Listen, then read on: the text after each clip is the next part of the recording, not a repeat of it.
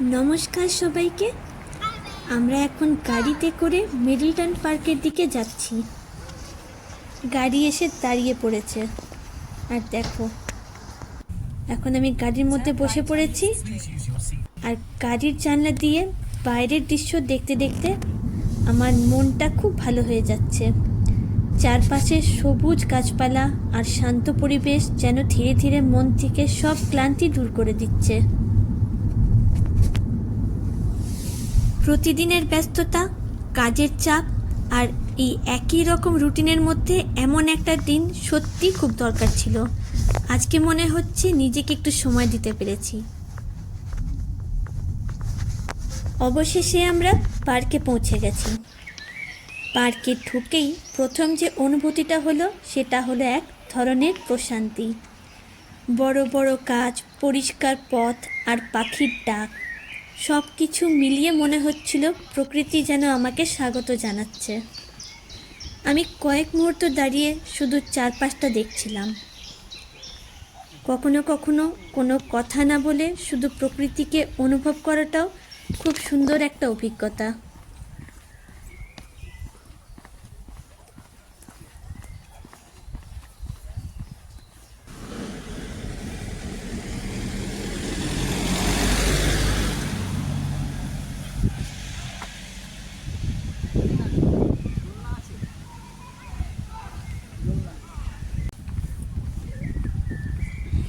Middleton park হলো লিডসের অন্যতম বৃহৎ ও ঐতিহাসিক পার্ক।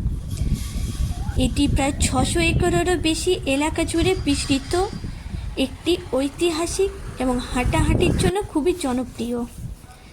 কী কী বিশেষত্ব আছে জানো? এটি হলো বিস্তীর্ণ বনাঞ্চল। পার্কের বড় অংশ জুড়ে প্রাচীন উডল্যান্ড বা বনভূমি রয়েছে। বিভিন্ন ঋতুতে এর সৌন্দর্য ভিন্ন রূপ ধারণ করে। হাঁটা ও সাইকেল চালানোর জন্য এটি হলো পারফেক্ট।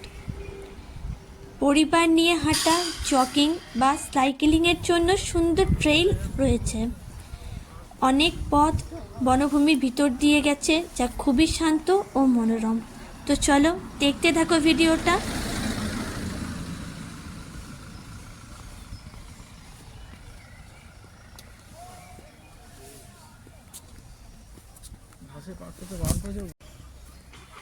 এখানে কি সুন্দর থোকা থোকা ফুল ফুটে রয়েছে।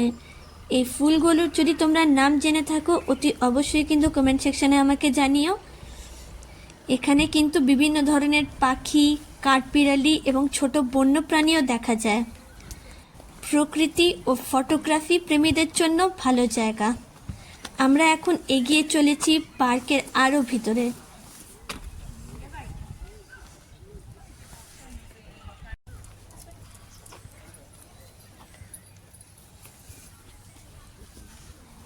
এক সময় এই এলাকায় কয়লা খনির কার্যক্রম ছিল। পার্কের কিছু অংশে এখনও সেই শিল্প ঐতিহ্যের নিদর্শন দেখা যায়। এই দেখো, বলতে বলতে চলে এসেছি, আর সামনে কত সুন্দর এই পুকুরটা। ছোট পন্ড, এটা তো পন্ড বলে আর আমরা বাংলায় বলি পুকুর। তো আমার ভীষণ সুন্দর লাগছে এই জায়গাটা। চারিদিকে যতদূর চোখ যাচ্ছে ততদূর হচ্ছে সবুজ, আর সামনেই পুকুরটা পেয়ে না মনটা বারবার শান্ত হয়ে যাচ্ছে। তোমরা অতি অবশ্যই যদি লিডসে থেকে থাকো, মিডলটন পার্ক অতি অবশ্যই ভিজিট করো। আর এই স্টোনের দেখলে কত বড় পাথরের, ওটা কি আমি ঠিকমতো জানি না। তো দেখো আমি সামনের দিকে কেমন এগিয়ে চলছি এখন। ভীষণ সুন্দর জায়গা। এখানে সব যাদের নিজস্ব ডগই রয়েছে তারা কিন্তু নিজেদের পেটসদের নিয়ে আসে এখানে ঘোরাতে, তারাও কিন্তু ঘুরে বেড়াচ্ছে। আর মাছ এখানে কিন্তু ধরা হয়। প্রচুর লোকদের দেখছি যারা ফিশিং করছে, যারা মাছ ধরতে বসে রয়েছে। আর আমি তো এগিয়ে চলেছি এই পুকুরটার পাশ দিয়ে। জাস্ট অসাধারণ লাগছে। একটু ঝুঁকলেই জলটা পাওয়া যাচ্ছে হাতের সামনে।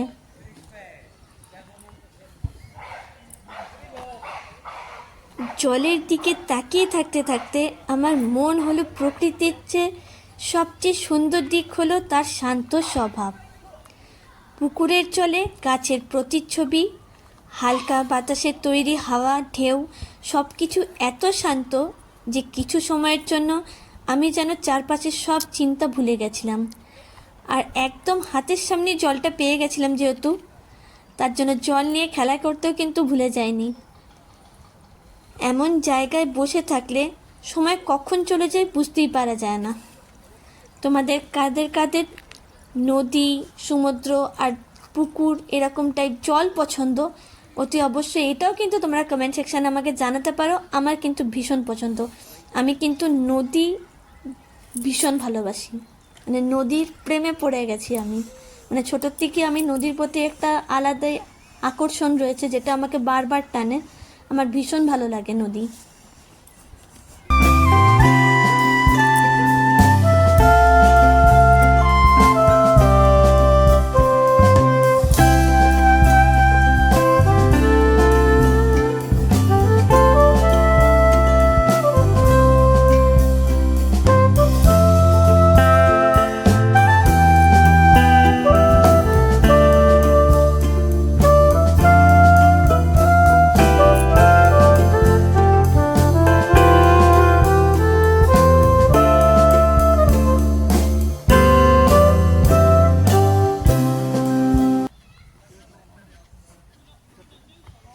তোমাদেরকে একটা জিনিস দেখাই, এটা হলো টেন্ট আর সামনে হলো মাছ ধরার সরঞ্জাম। তো এখানে অনেকেই সব ফিশিং করছে, আর ফিশিং করার জন্য কিন্তু একদম শান্ত পরিবেশ দরকার, না হলে মনোযোগ একদম ভঙ্গ হয়ে যায় আর মন তো একদম বসেই না, কারণ মাছের এখন অনেক চালাক হয়ে গেছে। আমি যাদেরকে দেখলাম যে যারা মাছ ধরছে অনেক কিছুই নিয়েছে, ছোটো ছোটো ওই পোকার মতো কিছু বা ছোটো ছোটো মাছের চারা বানিয়ে টোপ ফেলছে। আদৌ এরা মাছ ধরতে পারছে কি না জানি না, কিন্তু ঘন্টার পর ঘন্টা তো বসে রয়েছে, সেটাই দেখলাম। আরেকটা জিনিস যেটা দেখলাম যে ছোট ছোট মাছ ওরা ধরেছে, কিন্তু বড় মাছ আমরা যতক্ষণ ছিলাম ততক্ষণ একটা এরকম দেখতে পাইনি যে বড় মাছ ধরেছে। তো চলো এবার চলে আসি পার্কের দিকটা। এই দেখো, এটা পুরো রেলের মতো করা রয়েছে, আর সামনে এখানে দোলনা রয়েছে, স্লিপ রয়েছে, তো এত কিছু রয়েছে। আর আমি বসবো না দোলনাতে সেটা কি হয়, তো ফাঁক পেয়েই বসে পড়েছি দোলনাতে। ভীষণ ভালো লাগছে দোল খেতে, কত সময় পর মনে হচ্ছে দোল খাচ্ছি। লাস্ট আমি নরওয়ের ওসলোতে আমি দোল খেয়েছিলাম, সেটা মনে রয়েছে। তারপর থেকে দোলনা খুঁজে বেড়াচ্ছিলাম, কিন্তু দোলনা তো পাইনি। তো এখন মনের আনন্দে আমি এখনও দোল খাচ্ছি।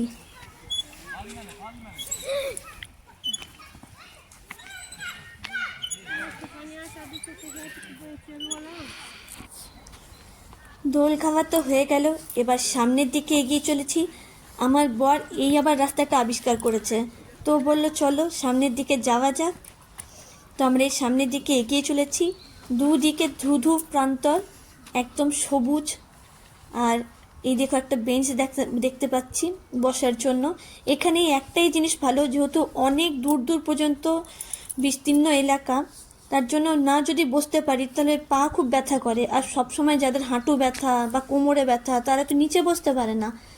তো এটা খুবই সুবিধা হয় যে সব জায়গায় একটা করে ঠিক বেঞ্চ থাকে বা একটা চেয়ার থাকে যেটাতে আমরা বসতে পারি। আর আরেকটা জিনিস এখানে রয়েছে যে টয়লেট, এটা কিন্তু সব জায়গায় এদের থাকে। তো এই কয়েকটা জিনিস আমাকে খুব বিশেষভাবে আনন্দ দেয়, যেগুলো আমরা যখন ঘুরতে যাই তখন এগুলো একদম কাম্য। মানে যদি আমরা হেঁটে চলেছি তাহলে বসার একটা প্রপার জায়গা চাই, আর টয়লেট বা ওয়াশরুম এগুলো তো চাই, একদম মাস্ট।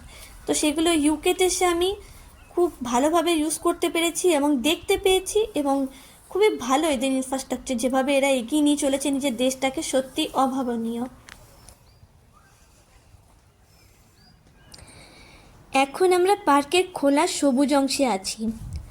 দূরে মানুষজন হাঁটছে, কেউ দৌড়াচ্ছে, কেউ পরিবার নিয়ে সময় কাটাচ্ছে। তাদের দেখে আমার খুব ভালো লাগছিল, মনে হচ্ছিল জীবনের সুখ আসলে খুব ছোট ছোট মুহূর্তের মধ্যেই লুকিয়ে থাকে।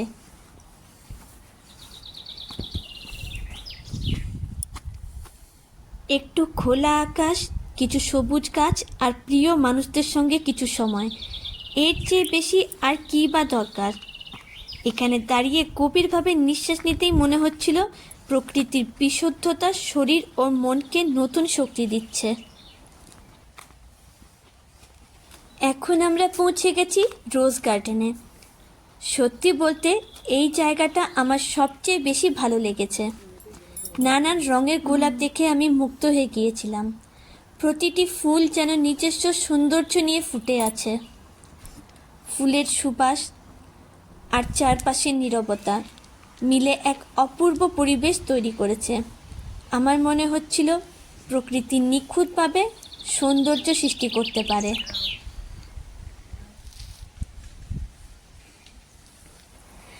কিছু মুহূর্ত আমি শুধু বসে ফুলগুলো দেখেছি এবং সেই সৌন্দর্য উপভোগ করেছি। আর তার সাথে সাথে পাখির কোলাহল এত কানকে আরাম দিচ্ছে। যখন আমরা শহরে থাকি তখন কানের মধ্যে খালি ওই গাড়ির হর্নগুলো বাজতে থাকে, কিন্তু সত্যি যখন প্রকৃতির মাঝখানে আমরা দাঁড়িয়ে থাকি, বনে জঙ্গলে পার্কে, সেই সব জায়গায় পাখিদের যে কোলাহলগুলো আমাদের কানকে অনেক আরাম দেয়। এখন আমরা পুরনো আইস হাউসের ধ্বংসাবশেষের সামনে। এই জায়গাটিতে এসে আমার মনে ইতিহাসের কথা ভেসে উঠেছে। অনেক বছর আগে মানুষ কিভাবে জীবনযাপন করত, কিভাবে বরফ সংরক্ষণ করত, এইসব ভাবতে বেশ ভালো লাগছিল।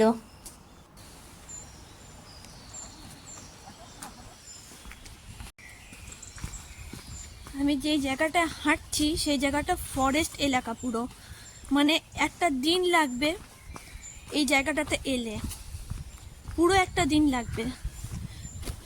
জানতাম না, কিন্তু এখন দেখছি পুরো একটা গোটা দিন লাগবে। সকাল থেকে এলে তারপরে যদি আমি পার্কটা কমপ্লিট করতে পারি, 2-3 ঘন্টা কমপ্লিট হবে না। ভীষণ সুন্দর জায়গা। অরেঞ্জ হেড ভিউ পয়েন্টের কথা মনে পড়ে যাচ্ছে আমার।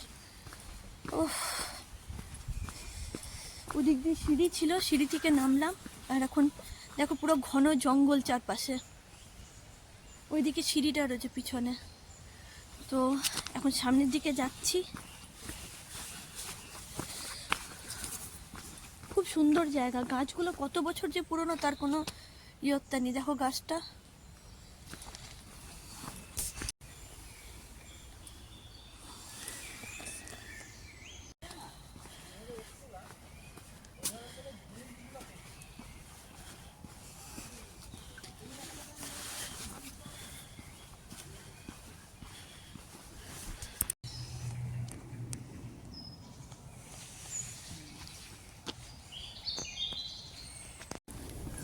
আমরা যত এগোচ্ছি তত যেন একটা নতুন নতুন প্রকৃতির রূপ খুঁজে পাচ্ছি। আর এত বড় জায়গা, এখান থেকে সবাই সাইকেলিং তারপরে মোটর বাইক নিয়ে সব যাচ্ছে।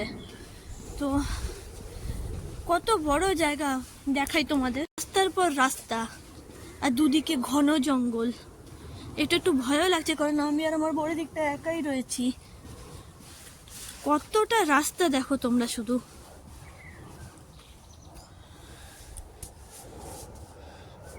হরর ফিল্মের শুটিংও হয়ে যাবে। এখন বাজে 7:48 আর অনেকক্ষণ ধরে আমরা ঘুরেছি। অনেকটা পথ বাকি রয়েছে এখনো, আর যাওয়ার মানে আর পারছি না যেতে, অনেকটা হেঁটেছি। এখন 7:48 বাজে, প্রায় 8টা বাজতে যাচ্ছে। আর এই সময় আর এখানে থেকে লাভ নেই, কারণ থেকে লাভ নেই বলতে অন্ধকার হয়ে গেলে তখন আর এখানে থেকে কোনো লাভ হবে না, কিছু দেখা যাবে না। তাই তো এবার বাড়ির দিকে রওনা দেব। পথ খুঁজছি, ওই যেখানটা দিয়ে আমরা এসছিলাম প্রথমে সেই জায়গাটাতেই যাবো। অনেক কাঠবিড়ালি ঘুরে বেড়াচ্ছে এখানে, তো সেই জায়গাটাতে যাচ্ছি। চলো দেখতে থাকো ভিডিওটা। এখন আমরা বনপথ ধরে হাঁটছি।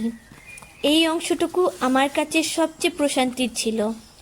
চারপাশে উঁচু গাছ, পাখির ডাক আর নীরব পরিবেশ। হাঁটতে হাঁটতে আমার মনে হচ্ছিল প্রকৃতির মাঝে এলে মানুষ নিজের সঙ্গে নতুন করে পরিচিত হতে পারে। এখানে কোনো কোলাহল নেই, কোনো তাড়াহুড়ো নেই, শুধু আমি, প্রকৃতি আর কিছু নিঃশব্দ মুহূর্ত। এই পথ ধরে হাঁটার সময় আমার মনে এক ধরনের কৃতজ্ঞতার অনুভূতি কাজ করছিল। এত সুন্দর পৃথিবী সৃষ্টি করার জন্য আমাদের ঈশ্বরকে অসংখ্য অসংখ্য কোটি ধন্যবাদ।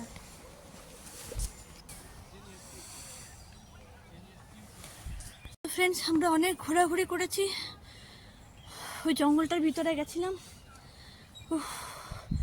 রোজ গার্ডেন ছিল, আর পুরো জঙ্গলের ভিতর দিয়ে হেঁটে আমি এখন হাঁপিয়ে গেছি পুরো, আর পারছি না।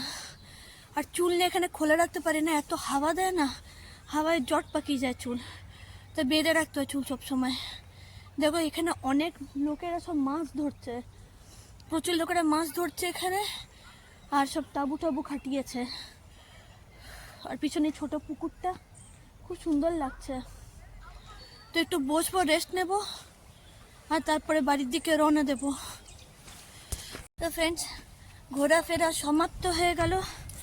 আর ইউকেতে এত পরিমাণে হাওয়া দেয় যেখানে চুল খুলে রাখতে পারি না, চুল খুলে রাখলেই পুরো চুলটা জট পেকে যায়, আর বাজেভাবে চুল জট পেকে যায়। তো ঘোরাফেরা সব হয়ে গেল, এবার ওইদিকে কাঠবিড়ালিটা রয়েছে, দারুণ লাগছে। তো চুল খুলে যতবারই ভাববো যে ফটো নেব, কিচ্ছু নিতে পারি না, পুরো চুলগুলো একদম জট পাকিয়ে যায়, খুব বাজে হয়ে যায়। তো এই জন্য সবসময় বেশিরভাগ টাইমে আমি চুল বেঁধে রাখি, বেনুনি করে রাখি বা খোপা করে রাখি। তো চলো এখন এবার বাড়ির দিকেও রওনা দেবো। ওইদিকে গাড়িগুলো রয়েছে, তো আমার হাজব্যান্ড এখন গাড়িটা বুক করছে, গাড়িটা যেই বুক হয়ে যাবে সাথে সাথে গাড়িতে বসবো আর বাড়ির দিকেও রওনা দেবো। চলো আমি ব্লগটা এখানে শেষ করলাম, খুব তাড়াতাড়ি আসবে। তো এই হলো আমাদের আজকের ব্লগ, এই সুন্দর পার্কটা ভিজিট করলাম, খুব ভালো লাগলো, আবারও আসতে পারি দেখি। তো ব্লগটা আমি এখানেই এন্ড করছি, দেখা হবে নতুন কোনো অন্য ব্লগে, ততক্ষণের জন্য বাই।